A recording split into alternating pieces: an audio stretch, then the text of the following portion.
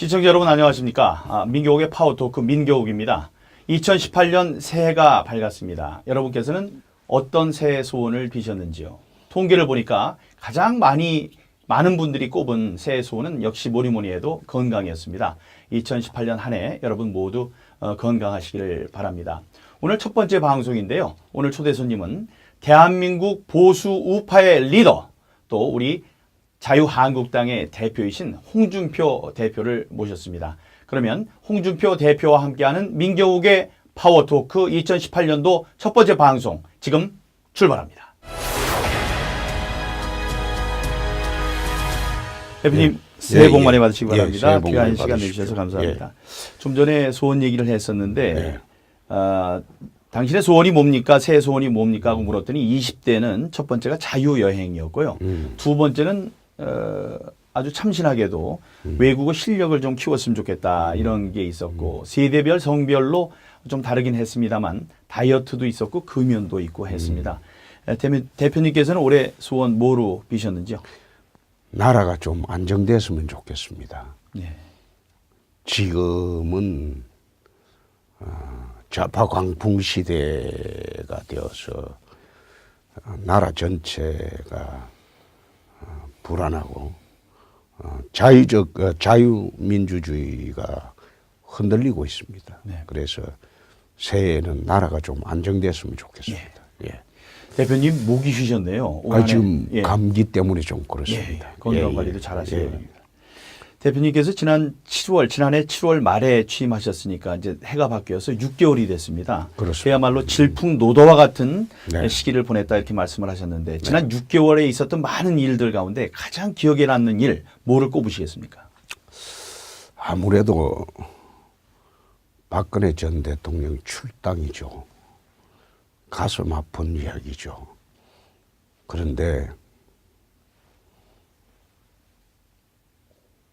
저 민주당의 책략을 보면 우리가 박근혜 전 대통령을 우리 당에서 출당시켜서 지우지 않고는 앞으로 당을 운영할 수가 없습니다.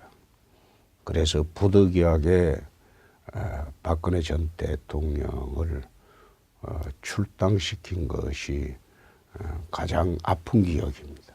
네.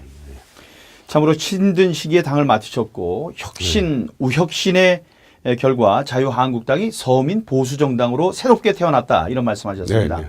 우리 자유한국당의 정체성을 나타낼 수 있는 이 서민 보수주의자라는 것을 어떻게 우리가 정의를 하면 될까요? 원래 이제 저희 당이 이제 신한국당으로 이제 출발을 해서 그 다음에 한나라당, 새누리당을 거치면서 이해창 총재께서 한 7년, 박근혜 전 대통령께서 한 7년, 14년을 하다 보니까 귀족주의 정당, 그 다음에 엘리트주의 정당, 두 분의 인상이 그렇지 않습니까? 귀족주의, 엘리트주의. 그러다 보니까 기득권 정당, 웰빙 정당. 내가 그래 낙인이 찍혀버렸죠. 그러고 보니까 이 낙인 찍힌 정당 가지고는 한국 보수 우파 진영을 재건하기 어렵겠다. 그래서 이 땅에 중산층 서민들이 90%가 됩니다. 네. 90%에 이르는 중산층 서민정당으로 변모하지 않으면 우리가 당을 재건할 수도 없고 또 보수 우파의 본질이 희생, 배려, 사회적 약자를 위한 그런 것인데도 불구하고 우리 당에 잘못 씌워진 그런 특권층을 위한 정당, 기득권 정당, 웰빙 정당 이런 것을 희석시키기 위해서 좀 때를 벗고 새롭게 태어나기 위해서 신보수주의 정당으로 가자고 하는 겁니다. 네. 신보수주의 정당, 서민보수주의 정당인데 그 아까 말씀하셨습니다만 한 두어 개의 가치를 그 안에 가장 중심적인 가치를 말씀해 주신다면 아까 배려도 말씀하셨고요. 희생, 배려죠. 예. 영국이나 다른 나라에서 특히 영국 같은 경우에 2차 대전 때 귀족 자제의 3분의 1이 전사했습니다. 그렇게 하다 보니까 영국 국민들이 나라를 지배하는 계층에 대해서 믿음을 갖게 됐겠네요. 인정을 하게 예. 됩니다. 영국 보수 정당이 300년에 걸쳐서 영국을 다스려 온 거는 결국 자기 희생입니다. 그리고 사회적 약자에 대한 배려가 있어야 되고 가장 중심 개념은 희생, 배려죠. 그래서 우리 자유한국당도 희생, 배려 정신을 좀 함양을 해서 새로운 정당으로 거듭나자 그 뜻입니다. 네. 혁신 우혁신의 결과로 정말 혁명적인 당협위원장 교체가 있었습니다. 그렇습니다. 73명이니까 전체 당협위원 한 3분의 1 3분의 되죠. 1 정도였는데요. 대표로서 그 결단과 선택을 하는 게 쉽지는 않았을 테고요. 네. 다음에 안으로의 갈등을 봉합해야 되는 숙제도 안고 있었습니다. 네. 이 얘기를 좀 해보고 싶은데 일부 반발이 있을 거다. 저도 그렇게 좀 네. 생각을 했습니다만은 지금 좀 비교적 조용한 것 같습니다. 이게 모든 사람이 그래도 받아들일 수 있는 당무감사의 결과였다. 이렇게 평가를 해야 될까요? 그렇습니다. 왜 그런가 하면 당무감사위원들이 제가 임명한 사람이 한 사람도 없습니다. 저는 극단적으로 말하면 다 모르는 사람들이 저하고 관련이 없는 사람들이고 그분들이 임명된 것은 이정현 대표하고 그 다음에 그 비상대책위원장 하시던 분들 그분들 체제하시 다 임명된 사람. 임명진. 예. 그래서 저하고는 관련 없는 분들이 그야말로 계량화된 수치로 0.01까지도 산출이 됐군요. 예. 그 계산이 될 정도로 정밀하게 했기 때문에 재론의 여지도 없고 이론의 여지도 없습니다. 더구나 당의 최고위원도 쳐냈습니다. 현역위원도 중진위원들도 쳐냈습니다. 그래 하다 보니까 당에서 반발할 여지가 없죠. 정치적 고려가 따로 있었던 건 전혀 아니다. 정무적 판단을 한 일이 단 한 건도 없습니다. 예. 올해 우리 당의 최대의 과제는 당연 지방선거의 승리입니다. 대표님께서 직접 인재 영입위원장을 맡으셨습니다. 이 지금까지 역사 볼 때 당대표가 영입위원장, 인재 영입위원장을 직접 맡으신 예를 저는 잘 기억하지 못합니다만은 이렇게 직접 맡으신 이유는 뭡니까? 우선 인재 영입할 사람이 없어요. 전입위원장을 시켜놓으니까 인재 영입은 안 오고 딴짓을 하더라고요. 자기 정치를 했군요. 예. 그래서 제가 직접 인재 영입위원장을 하면 무게가 실리잖아요. 그래서 인재 영입을 할 만한 분들은 당장 내일부터라도 직접 만날 겁니다. 만나서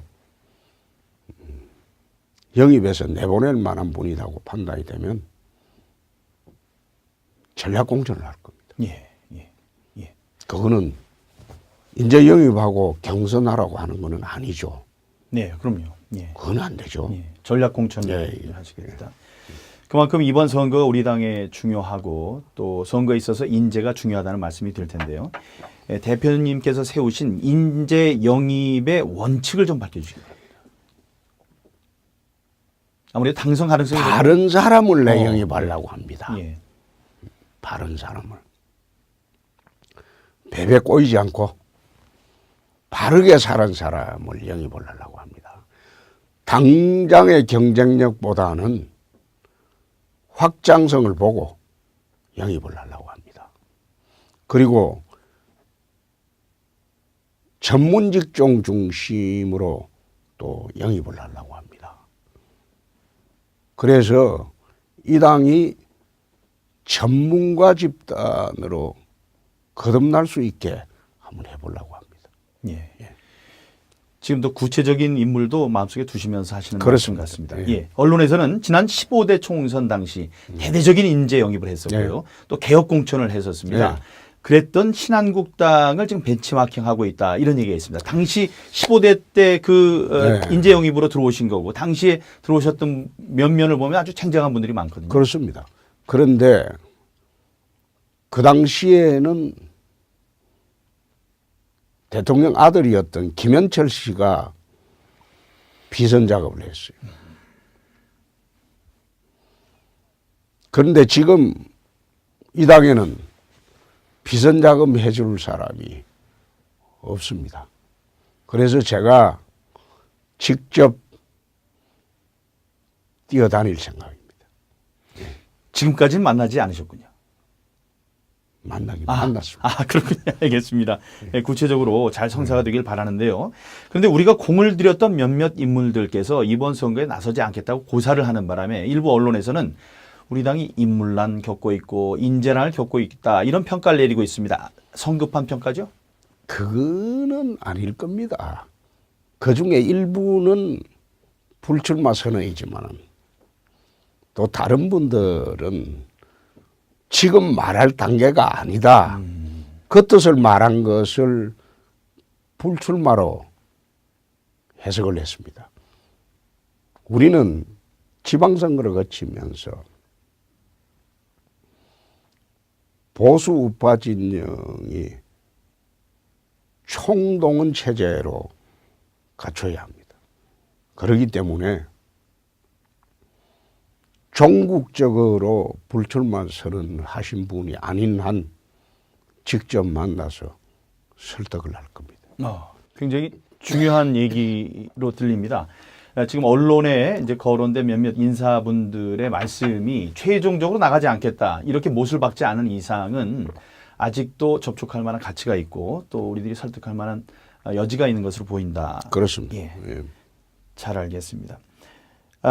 이제 어제 1월 1일부로 지방선거 체제로 이제 완전히 돌입을 했습니다. 그러니까 지방선거 기획단과 제2혁신위원회가 쌍두마차가 되는 거죠. 그렇습니다. 네.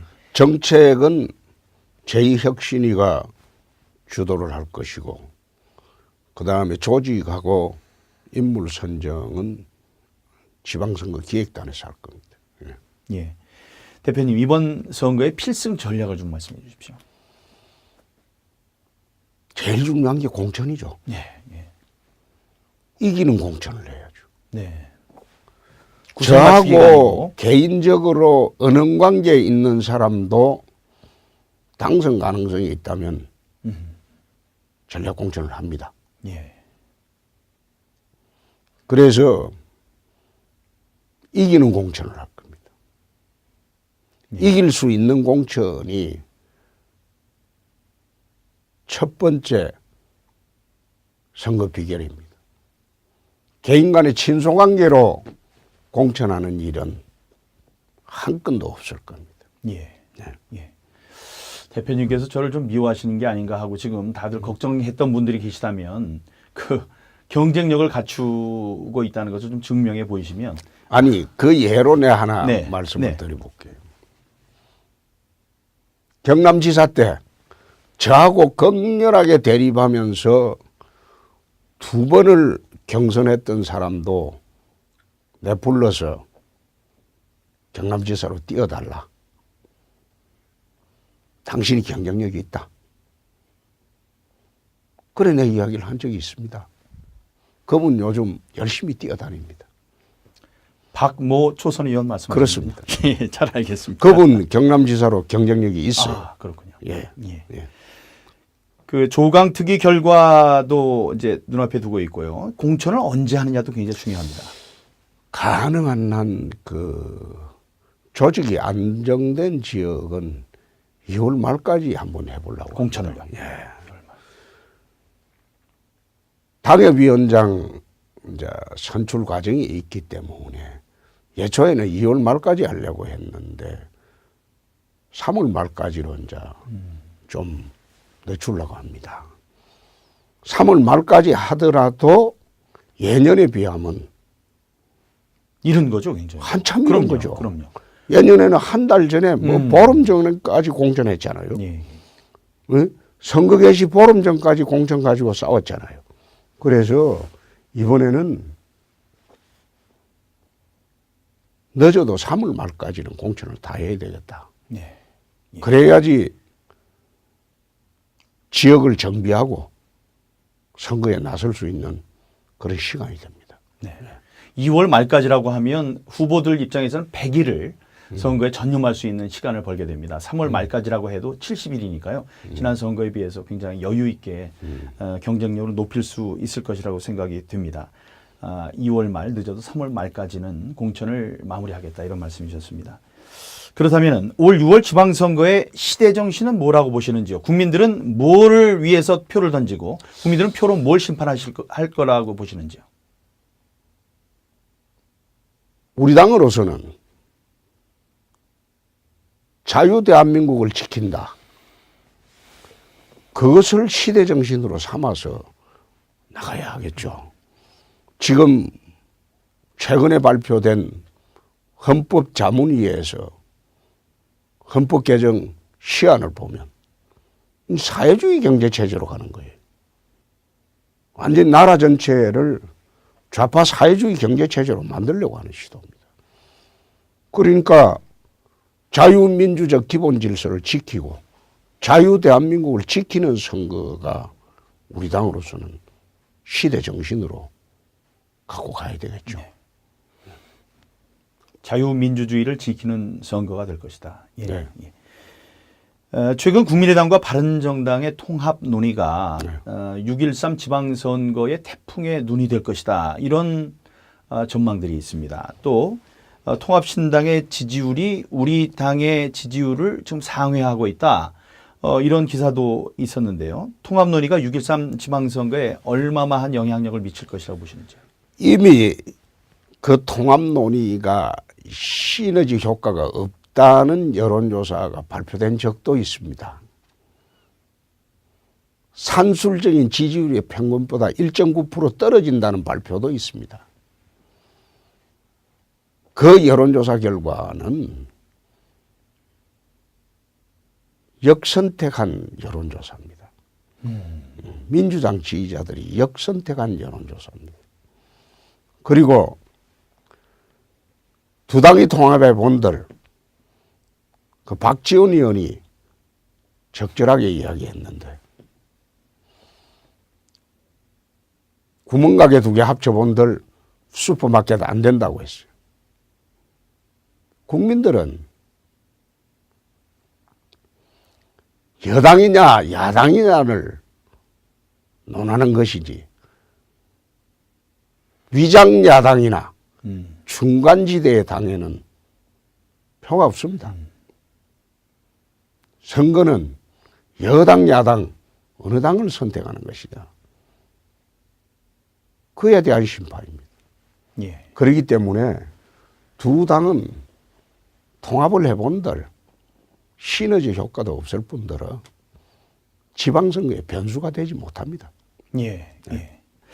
문재인 정부의 실책들이 이제 하나둘씩 계속 연이어서 터져나오고 있습니다. 특히 안보, 외교, 대북 분야에 있어서 실책들이 두드러지고 우려가 이제 커지고 있는데요. 특히 어제 김정은 신년사가 가관입니다. 내 사무실의 책상 위에 핵단추가 놓여져 있다. 이렇게 겁박을 하더니 평창 올림픽이 잘 됐으면 좋겠다. 이런 얘기도 하고 또 남북 회담을 제의하기도 했습니다. 이에 대해서 문재인 정부는 오늘 판문점 고위급 회담으로 화답하는 모양새를 취했습니다. 잘한 일입니까? 저는 김정은 신년사는 남남 갈등, 한미 갈등을 정복시키는 그런 신년사로 봅니다. 세계가 북을 제재하자고 나가는 판에 우리나라 문재인 정부만 유일하게 대북 대화 구걸 정책을 취하고 있습니다. DJ 노무현 정부가 10년 동안 북핵의 개발 자금 또는 북핵을 정진화시키는 그런 자금을 다 대어주고 이 정부는 와서 세계적으로 대화가 아니고 제재 국면으로 나가는데 거꾸로 세계 추세와 역행하는 그런 정책을 쓰고 있어요. 나는 이 역사적 죄인이 되는 정책이라고 봅니다. 지금은 남북의 핵균형으로 우리가 그 다음에 핵 폐기 절차로 나가야 하는 그런 국면이지 지금 대화 국면은 아니죠. 그래서 북핵 완성 시간만 벌어주는 위장 대화 국면에 현혹되는 이 정부 정책은 이거는 나중에 역사적 죄인이 될 것이다. 난 그렇게 봅니다. 네. 그 UAE 원전 게이트 문제도 좀 짚어봤으면 좋겠습니다. 청와대의 이와 관련된 거짓말이 눈덩이처럼 불어나고 있습니다. 청와대 관계자라는 인사가 사실을 얘기하면은 자유한국당이 그걸 감당할 수 있겠느냐 이렇게 공개 협박까지 했습니다. 이런 거 국정조사해야 되는 거 아닙니까? 국정조사는 해야 되겠죠. 그런데 자기들이 꿀리는 게 없으면 국정조사에 응하겠죠. 그런데 나는 기본적으로 그 아랍에미레이트 그 원전 게이트 사건은 이명박 대통령 잡으려고 들어갔다가 국제 간의 분쟁이 일어난 사건으로 봅니다.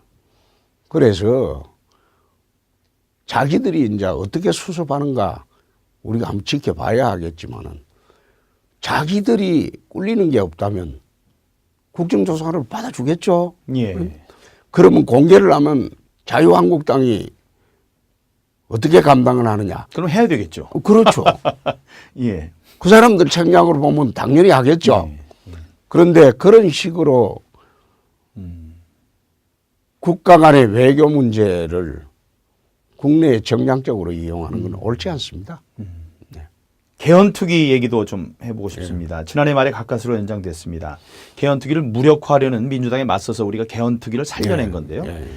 민주당은 마치 우리 한국당이 개헌에 반대하는 것처럼 지금 그거 아니죠. 예, 호도하고 있습니다. 그 호도가 아니고 자기들은 지방선거와 연계시켜야지 지방선거 이긴다고 봅니다. 그런데 개헌이라는 거는 국가의 체제를 바꾸는 겁니다. 이번 지방선거에 보궐선거 있는 지역에는 7번 투표를 합니다. 예. 그럼 개헌을 하면 8번째 투표를 해야 되겠죠. 그런 곁다리 투표를 과연 하는 것이 국가의 50년, 100년 보는 이 틀을 바꾸는 데 도움이 되겠느냐. 두 번째, 전국 단위의 선거는 정권 심판론입니다. 우리는 내세울 게 좌파정부 심판론인데 개헌 문제가 겹치게 되면 모든 것이 개헌의 블랙홀처럼 빨려듭니다. 선거의 본질을 흐리는 거죠. 그래서 우리는 지방선거 후에 연말까지 개헌하자. 그 역제안을 해놓고 있습니다. 예. 지방선거와 개헌을 묶어서 같이 하자는 것은 지방선거를 이기려는 정략적인 계산이 숨어 그렇죠. 있는 것이군요. 예. 예. 올바른 개헌 방향도 아니죠. 그렇군요. 방법도 아니고. 네.